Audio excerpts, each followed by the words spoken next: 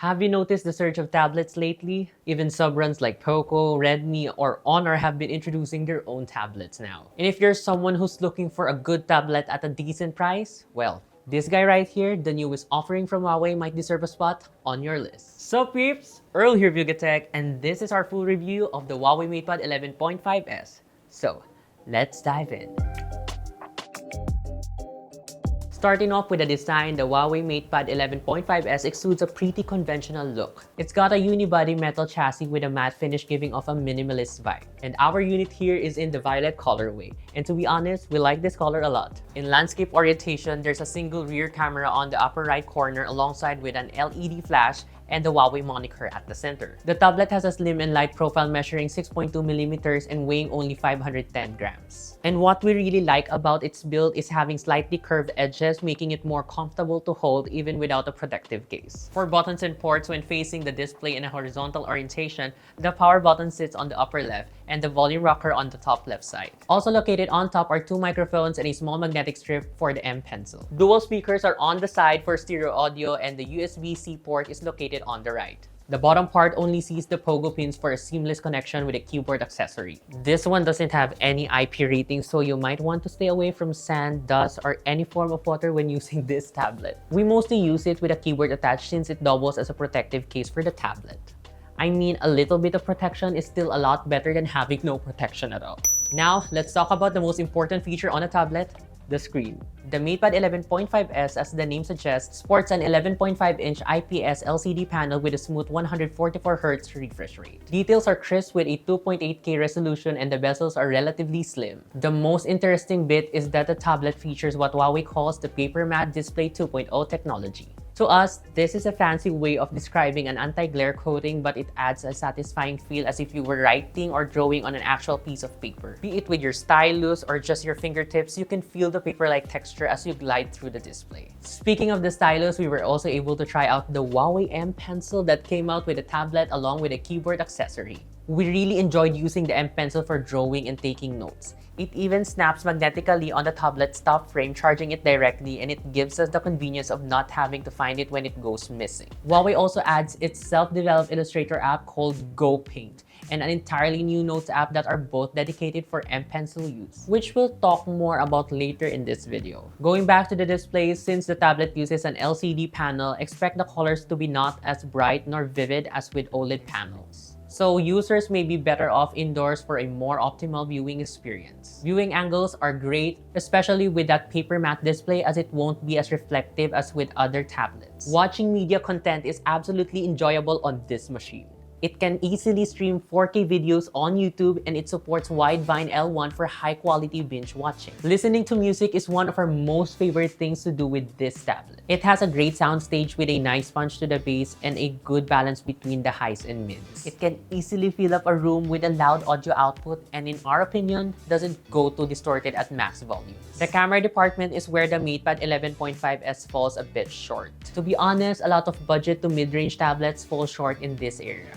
For one, the tablet has a basic set of cameras, a single 30-megapixel main shooter at the rear, and an 8-megapixel front camera for selfies. Second, the image quality it produces is acceptable, but in our opinion, not decent enough for social media sharing. But in general, we don't really recommend using a tablet for photography. Because aside from the inconvenience of pulling out a large device like this just to take photo or videos, tablets in this price range usually have underwhelming camera specs. So it's not the only one plagued with this kind of problem. Regardless, these cameras should be good for quick snaps of stuff like documents as well as for online conferences and video calls. Moving on to performance, Huawei didn't specifically mention what's powering the MatePad 11.5s. But by looking at apps like CPU-Zay for detailed information about hardware, we found that the tablet is equipped with Huawei's Kirin 9000 WL chipset. If this is accurate, then it's more or less the same chipset running on the latest Huawei flagship lineup, the Pura 70 series. The specific meaning of WL is unclear, but this chip uses a 12-core architecture and can reach up to 2.49 GHz clock speed. With that, we were able to play our favorite games with no obvious lag. And on top of that, we were able to multitask with ease using the tablet's multi-window feature. So far, we haven't experienced any hiccups in performance by jumping from one app to another. As for configuration, the tablet has 8GB of RAM and 256GB of storage. Unfortunately, it's not expandable, so you may have to do some storage management on this thing. For those interested in the numbers, here are the benchmark results that we got.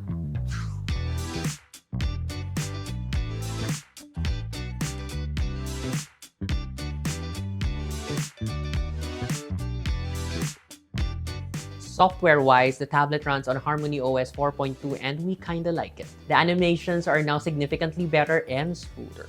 Overall, the UI feels more fluid than the toned-down EMU I experienced from previous Honor or Huawei phones that we've reviewed. As expected, the tablet doesn't have core Google apps, and while there's the improved Huawei app gallery, patience is still a must when side-loading apps on this machine. But at the end of the day, what really matters is the apps and games will run just fine, so we don't mind just a bit of a hassle. There is still bloatware in here, but Huawei is kind enough to compile them in folders and are not pre-installed per se, so we can easily get rid of them. A couple of apps are useful though, such as Huawei's self-developed Illustrator app, GoPaint, and an additional Notes app that are both made for using the M-Pencil. GoPaint appears to be a challenger to Apple's Procreate, and while it's a relatively new software, I feel like it's a full-fledged one already. Surely there's a bit of a learning curve, but we did get the hang of it after a while, thanks to a little tutorial that Huawei added as an art canvas inside the GoPaint app. Not to mention, the tablet itself supports NearLink, which is a better connection than traditional Bluetooth. This brings lower latency and can allow over 10,000 levels of pressure sensitivity for the M-Pencil. With that, we could tell that the lines can definitely get thicker as we glide through the stylus with more pressure. Palm rejection is also good, but the tablet sometimes still registers some accidental touches. There's also this second Notes app that would have been absolutely useful to us if we're still students. Inside the app, we can create different notebooks with a selection of different cover designs, page styles, and paper sizes. We can even add voice recordings in each one of the pages, bringing us to a whole new level of note-taking. Our only gripe is compatibility with other Android devices. The tablet by default relies on Huawei Share and not Quick Share by Google. So it's a bit of a hassle for us to wirelessly transfer files from the tablet to our other devices. Good thing we still have some old Honor devices from 2018 that can still receive files via Huawei Share and at the same time can send files via Quick Share. We just hope one day there's a way, perhaps a proper way to install Quick Share for Huawei devices. Connectivity-wise, the tablet covers all the essential except cellular, GPS, and NFC. But what the tablet does have that's unique is NearLink. It basically allows more convenient pairing with other NearLink compatible accessories like the M-Pencil and the keyboard. Like I said earlier, the M-Pencil snaps magnetically onto the tablet and a simple notification pops up prompting us to connect the accessory. Once it's paired, the stylus will conveniently charge whenever you snap it to the tablet. That goes for the keyboard as well, but what's mind-boggling for us is you can still use the keyboard even when it's detached from the tablet.